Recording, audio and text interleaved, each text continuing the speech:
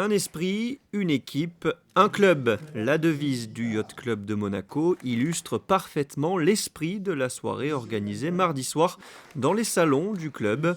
Ce traditionnel cocktail de fin d'année rassemblait tous les membres du club et était l'occasion d'accueillir les nouveaux membres.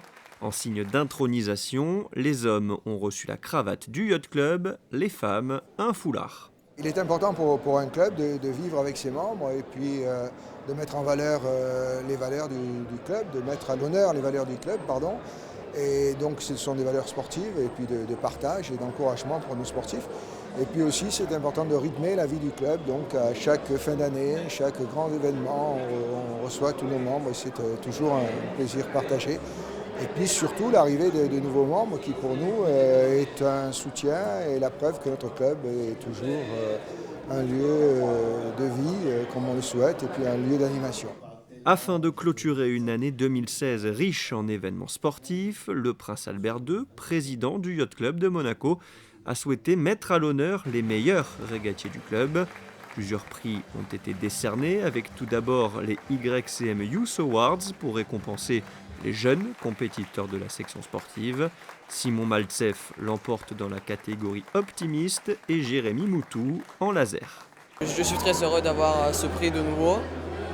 Ça représente tout mon effort que j'ai fait au cours de l'année et j'en suis fier. La saison c'était très difficile au début. J'avais du mal à retrouver mes repères de l'année dernière. En plus avec le gain du gabarit, c'était assez compliqué. Puis après le nouvel an, en 2016, ça a commencé d'aller beaucoup mieux avec la sélection au championnat d'Europe et avec un très bon résultat au championnat d'Europe. Place ensuite aux YCM Awards. Maxime Nochet a empilé un 10e titre consécutif de champion du monde en kitefoil cette année et fait partie des sportifs primés. C'est pour moi une forte émotion puisque c'est vrai que ça représente un peu d'entraînement de 300 jours par an sur l'eau et c'est vraiment assez intensif et je suis encore vraiment heureux d'avoir gagné 2 titres cette année. Et donc en espérant de faire pareil l'année prochaine, on va voir ce que ça va donner. L'année dernière, j'avais déjà battu le record aller, du coup Monaco-Calvi. Il était de 5h25 et j'ai mis 5h13. Et le but cette année peut-être, c'est pour 2017, c'est de faire l'aller-retour. Donc on va voir, c'est encore un peu fou et on va voir si c'est possible de le faire.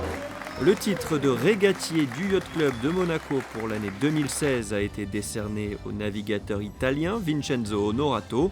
Les temps forts du calendrier 2017 ont également été dévoilés avec la Monaco Optimist Team Race ou encore la Monaco Solar Boat Challenge, la première et seule compétition de racers propulsée par énergie solaire et qui se déroule en pleine mer.